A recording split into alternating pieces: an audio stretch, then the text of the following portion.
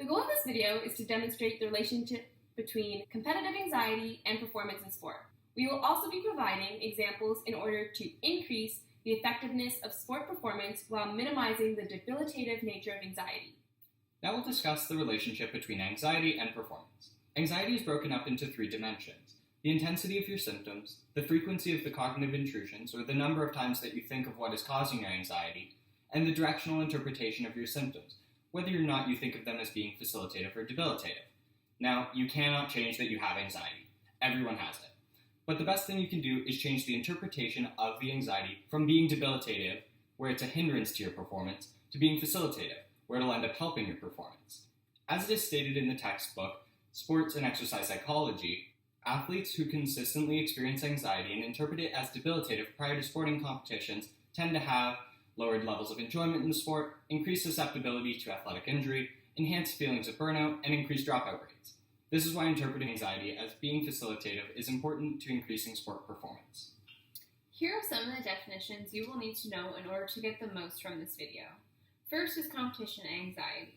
Competition anxiety is the adverse emotional response associated with perceiving a competitive situation as potentially threatening. This means that the individual experiences negative psychological symptoms as a response to a task or situation.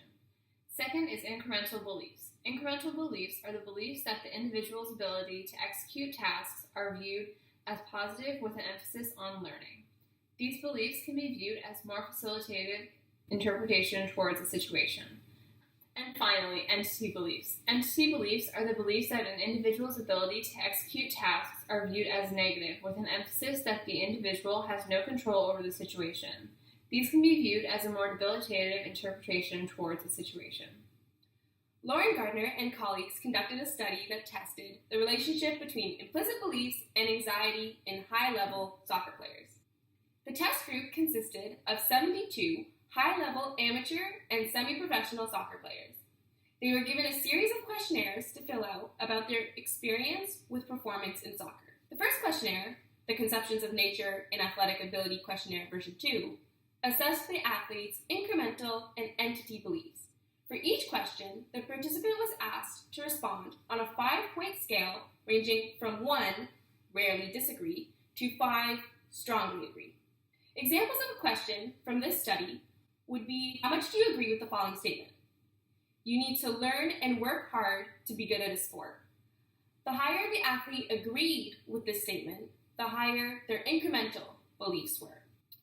A separate question would be, to be good at a sport, you need to be naturally gifted. The more that the athlete agreed with this statement, the higher their entity belief would be. The second questionnaire, the Sports Competition Anxiety Test, was used to assess the competitive trait anxiety. The test consists of questions that assess the cognitive and somatic components of anxiety and requires the test subject to respond on a 3-point scale from 1, rarely, 2, sometimes, and 3, often, indicating how often they experience the anxiety symptom. Examples of questions from this study would be, before I compete, I worry about not performing well, or competing against others is socially enjoyable. Again, the athlete would assess whether or not they feel this way sometimes, rarely, or often. In the end, the data from the 2 questionnaires was analyzed by a multiple mediation model and was used to examine whether entity and incremental beliefs were indirectly associated with competitive anxiety levels.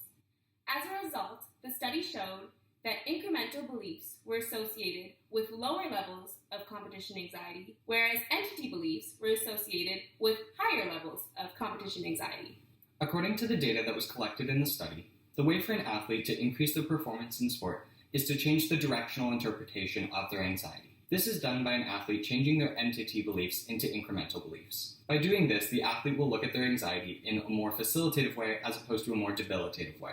Possible routes that can be taken in order to decrease the levels of competition anxiety include having a coach place emphasis on positive effort, promote the value of failure towards the athlete, and have them realize that every failure has a learning opportunity within it, and provide a learning environment that focuses on setting realistic goals as opposed to setting unattainable goals.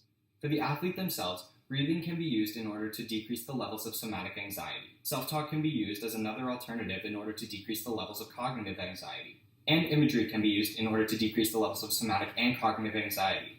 In conclusion, the debilitative effect of anxiety on competition can be made more facilitated by implementing strategies to increase incremental thinking and lower entity beliefs.